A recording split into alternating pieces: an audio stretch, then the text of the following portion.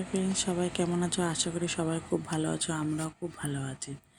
আজকে diet chilli chicken বানিয়েছি, সেটা আপনাদের সবার সাথে শেয়ার করলাম।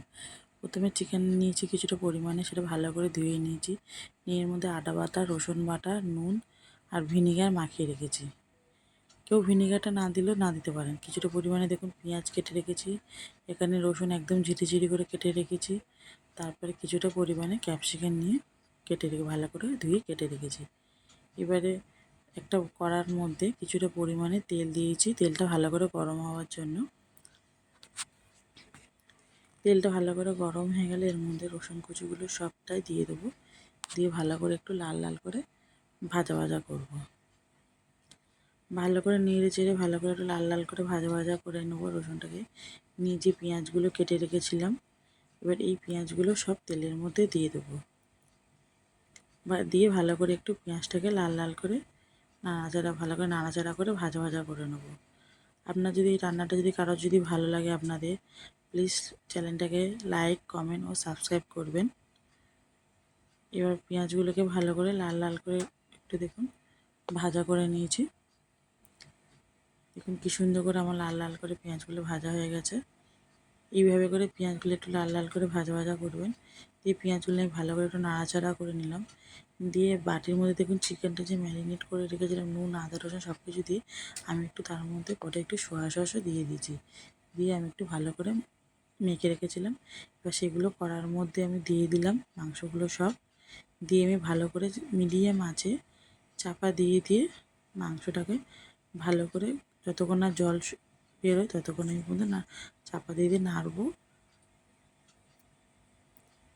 আমি মাঝে মাঝে চাপা দিচ্ছি, দিয়ে ভালো করে নাড়ছি।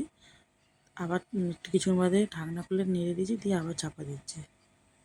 কিছুক্ষণ পর একটু করে ঢাকনা খুলে নেড়ে আবার চাপা দিচ্ছি। দেখুন আস্তে আস্তে দেখুন আমার কী সুন্দর জল বেরিয়ে আসছে। দেখুন যতক্ষণ না আমার জল বেরিয়ে আসবে ততক্ষণ পর্যন্ত আমি এইভাবে করে মাঝে মাঝে চাপা দিয়ে আমি মাংসটাকে নেড়ে নেবো। মাঝে মাঝে চাপা দেবো, দিয়ে মাঝে খুলে ঢাকনাটা খুলে মাংসটাকে নেড়ে চেড়ে নেবো। দেখুন আমার কি সুন্দর ভালোভাবে মাংসটা জল ছেড়ে গেছে।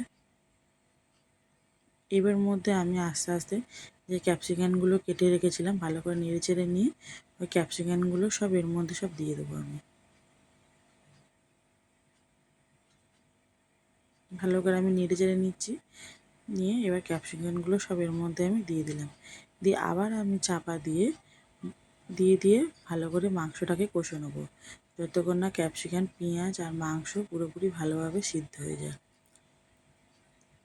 দেখুন পুরোপুরি আমার মাংসটা, ক্যাপসিকামটা আর পেঁয়াজটা ভালো করে সিদ্ধ হয়ে গেছে।